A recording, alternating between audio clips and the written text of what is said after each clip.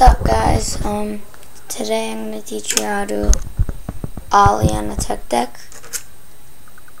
So, finger positioning is going to be front finger behind the front bolts and your middle finger on the tail, like that.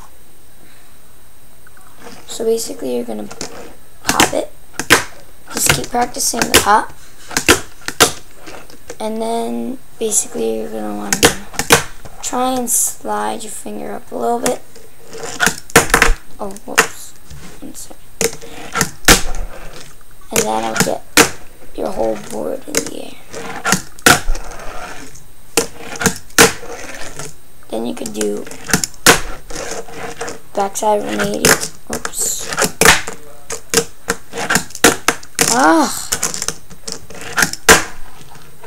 Frontside 180s. And then into manuals.